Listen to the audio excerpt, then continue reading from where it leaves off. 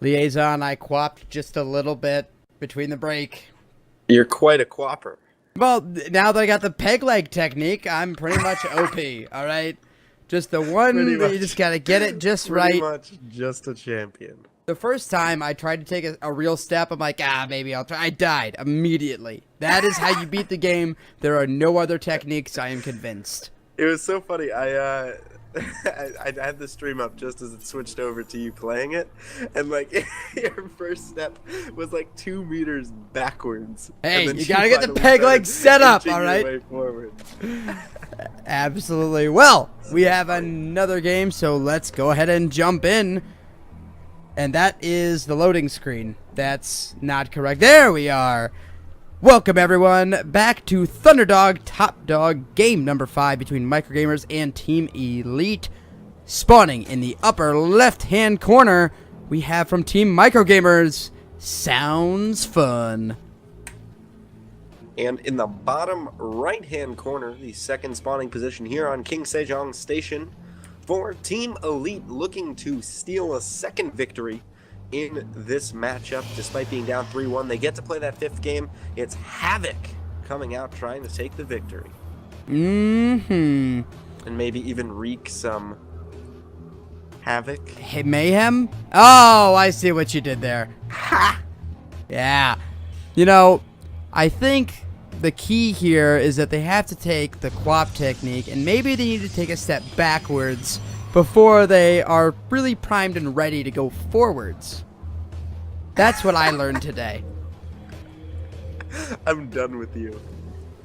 But fine, take it away, I guess. It's just, here we go, you guys. Solo cast by Liaison. Not what I meant at all. I'm done with your quapping, I should say. But I guess you are going to be quiet, so either way. We're going to have a Forge Fast Expand coming at it from Havok, and a pool first on the back end for SoundsFun. So, pretty safe opener. It's kind of the safer variant here. If this probe does decide to be cheeky and try and pylon block or go for some sort of cannon rush on the natural, SoundsFun pretty well prepared to deal with it. It doesn't look like he's going to have to, as it turns out, as the Nexus should be going down quite shortly here for Havok. And, well, just as I say that, there's the pylon. Yeah, and I think this is going to be a pretty cheap wall off. Oh, no. Okay, the drone did head that way. Oh, and missed the wall off. Oh, but not entirely. Look at this little positioning. Heyo. I don't know what to say other than, like, yeah, he's not getting in there. There's no way, and he could even cancel that other pylon and build it further out in order to give himself some more wiggle room, and that's exactly what he's going to do. Just one cannon, but take a look at these lings streaming across the map. I think this second cannon in just outside his natural should be done before these lings get here, but, well, they might just be able to skirt by, and at least 3 of them, I think, should be able to get into the main base. I think he can technically... I think he can wall off with a gateway and a pylon if it's up high enough. Not quite. Ooh, that's going to be a little painful. There it goes. One falls. Second one does not. So 5 lings into the main base here. Sounds fun. Maybe he won't do a ton of damage here, but he's going to be really annoying.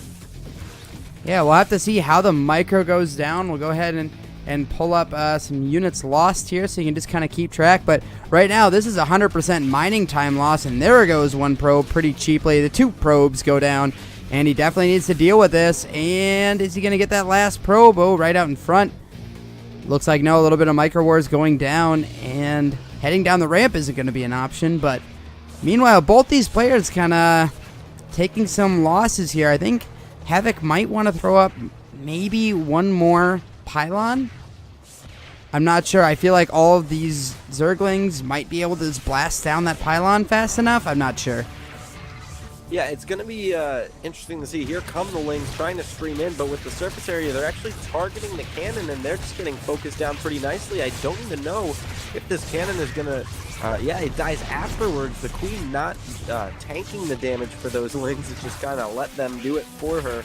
And, well, the queen is going to just barely avoid getting focused down as well. So this has become a really difficult spot here for SoundsFun. He has taken his third base as his natural. In this case, he's not really planning on mining here from his conventional natural. And again, another game here. We've got a funky setup here. Yeah, and this could be a little bit interesting. I wonder if Havok is actually going to be able to get this hatchery. If he streams in with links and things right now, he might be able to get the cannon. Oh, with a probe block, though. He's saying, no, sirree, you're not going to get in. And that probe's doing very, very well. Takes out the queen. And, oh, I don't know if he's going to be able to get it. It looks like he will not. Well, that was certainly surprising. I do want to make mention, I did throw it up on the stream, but he did only lose 3 probes back home. A good amount of mining time, but probes are still okay. And you see he just has a 1 probe lead right now. And you got to think he's salivating over the thought of getting that natural.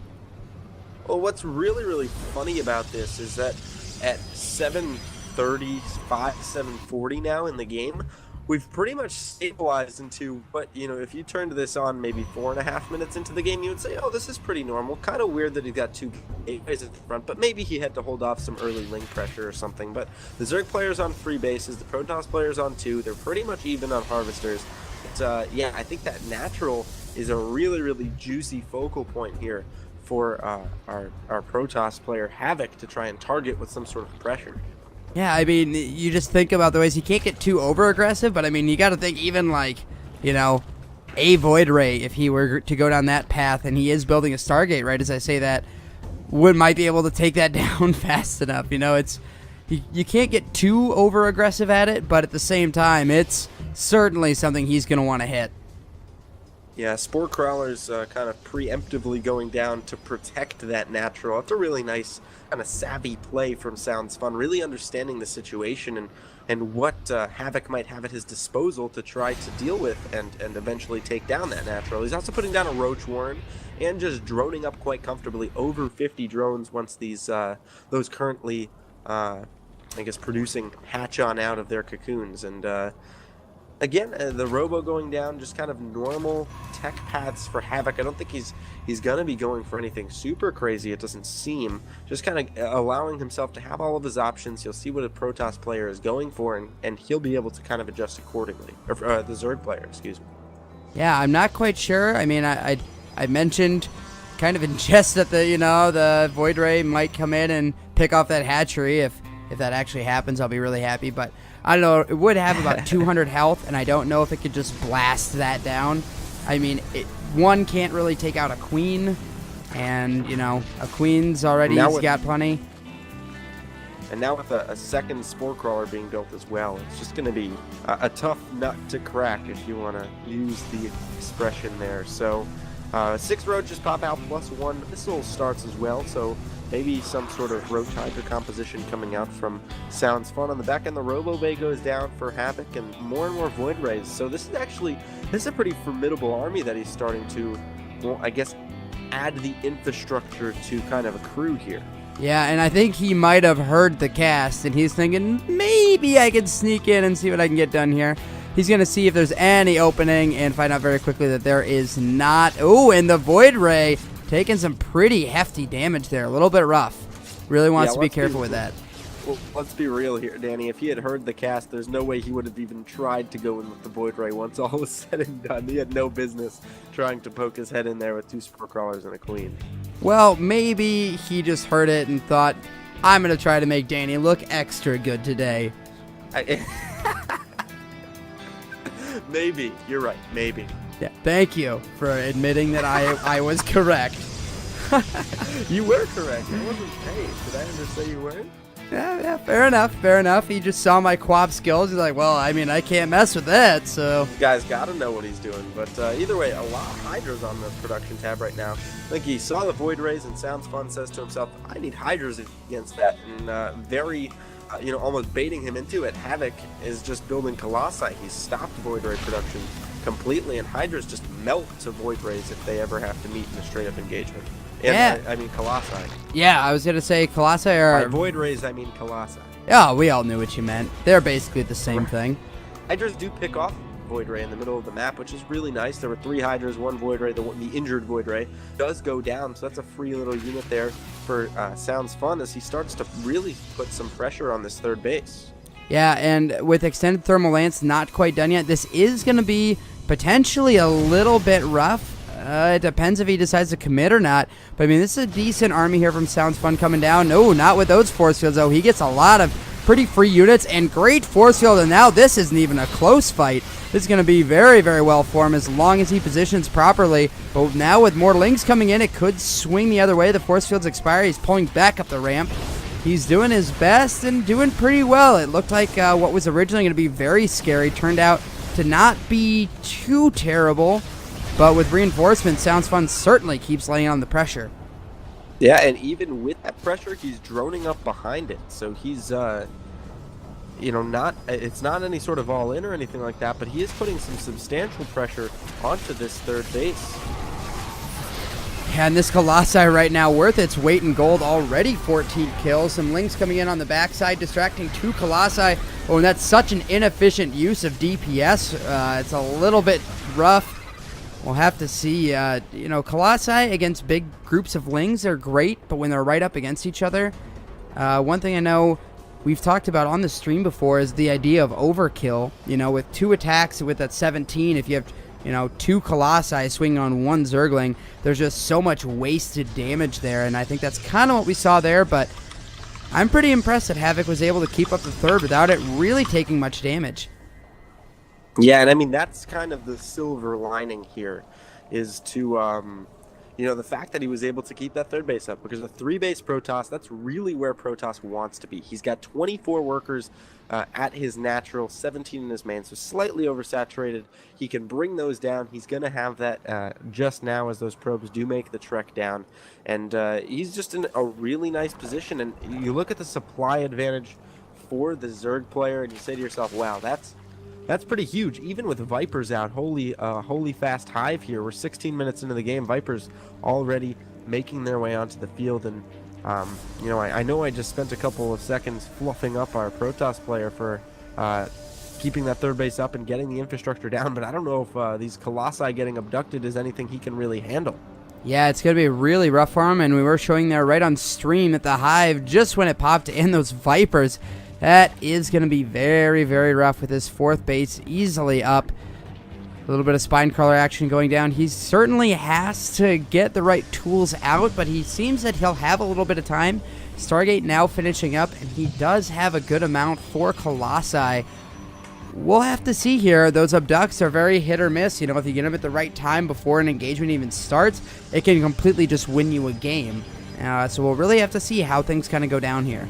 This Mothership Core is caught out in the middle of the map. Where is it going? It's gonna get pulled, I think. There's the pull. The Hydras focus it down. Bye-bye, Mothership Core.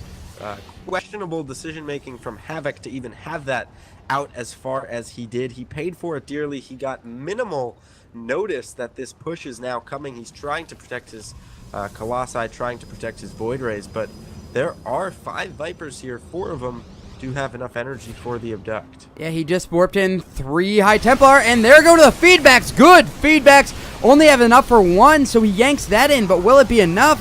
My intuition says no.